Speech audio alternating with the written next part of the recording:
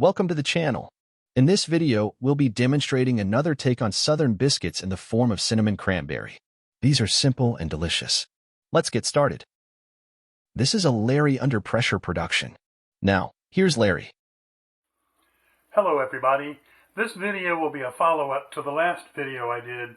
We did a Southern style biscuit in the Dash cooker.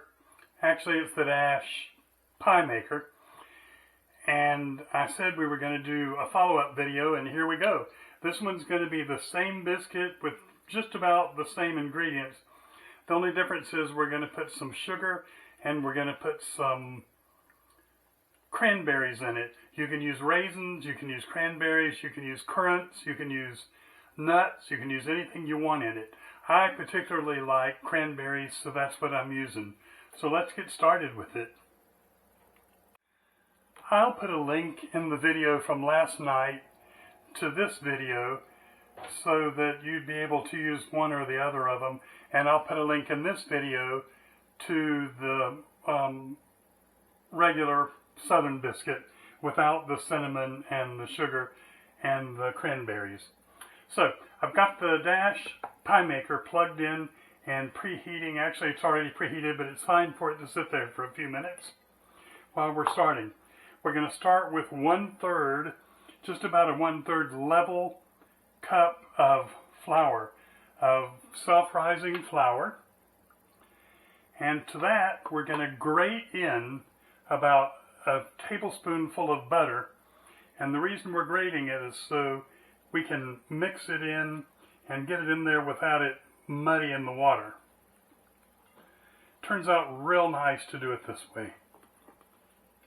We've got the butter grated in, and we're going to stir it up now and get all of the butter exposed to flour so it's not stuck together in a clump. It's all separate strands of butter, and that'll make the biscuit real buttery all the way through and not in one particular place. Turns out real nice. These are about as easy as anything you can make, and they turn out really great. I've already had a lot of reaction to the ones that I did yesterday, and hope we get as much reaction to these. I'm sure we probably will. The next thing I'm going to add is 1/3 teaspoon of cinnamon into the mix, and I've got 2 tablespoons of granulated sugar I'm putting in, and I'm going to mix that around to make sure it's good and stirred.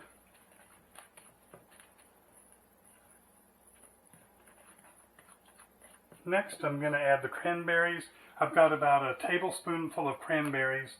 As I said previously, you can put whatever fruit you want in it. You can put raisins, which would be the most traditional, or whatever you like, whatever flavor you're looking for. Let's mix those around. Get that all stirred up, and then we're going to put in our last ingredient, which is milk. We've got 3 tablespoons of milk going in. Put it in, and we're going to stir it, and you don't want to over stir it, because if you do, you begin to release the glutens in the flour, and the biscuit will be a lot tougher and harder than it will be soft. So let's mix this up, and what we're going to end up with is a real wet, sticky batter or dough, and that's just fine. That's the way we want it, and that'll work out perfectly in the Dash mini pie maker. We don't need to have it thick and doughy, and we don't need to handle it at all. This is thin enough that you wouldn't be able to handle it. You wouldn't be able to turn it out on a board and flour it and work with it at all. Let's open the Dash, and we're going to put that dough or batter or whatever you want to call it right into the Dash. We're going to close down the top, and we're going to let it cook for 9 minutes. After 9 minutes, we'll come back and check it. It's been 9 minutes, and it's time to check these now. Yeah, that looks great. With the sugar in it, it tends to brown a little bit more on top because the sugar caramelizes, but it's not burned. It has a real good flavor.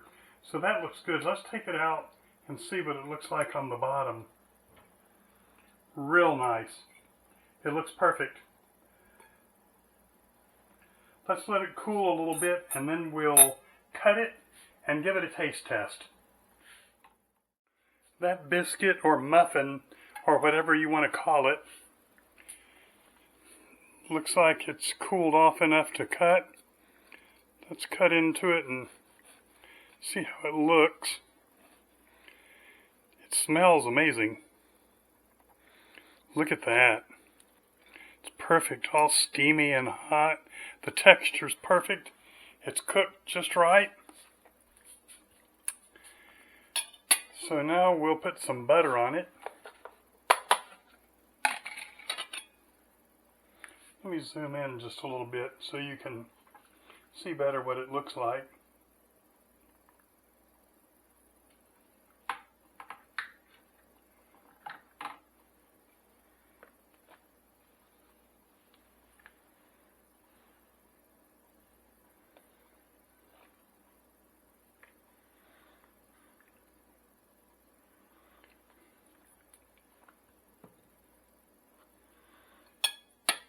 Let me take a couple stills for thumbnails and I'll be right back and we'll give it a taste.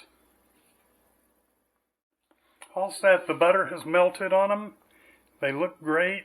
We're going to give it a taste test and see how they are.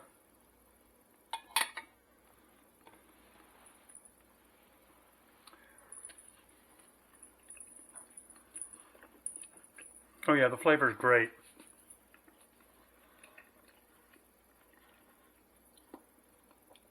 They're delicious. Now you could add some jelly or some preserves to them.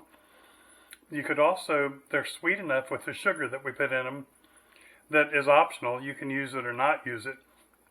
But they're sweet enough that you could also use an icing on them and eat them like a sweet roll or a muffin or whatever. But they're good no matter what. They're real good.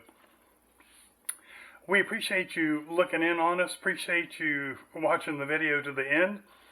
If you're a subscriber and you're returning back again, you know we love you. And we're always happy to have you with us. If you're not a subscriber, please go to the area below this video and subscribe, like, and share this video. It helps us get exposure to more and more people watching the videos and helps the channel a whole lot. And we appreciate it. Also, in the text below, there are links to a lot of the items that we use in cooking, including this Dash mini pie maker. And if you order those through Amazon, through the site, it doesn't cost you any more than if you normally did. We make a little bit of profit off of it, or a little bit of commission, and it helps. Thanks again, and we'll see you in the next video. Thank you for joining our video. We'd love to have you as a subscriber and a regular visitor. In the space below, you will find a full, printable recipe as well as Amazon links to the Dash Mini Pie Maker and many of the other items Larry uses on the channel. We hope you enjoyed our presentation, and we'll see you next time.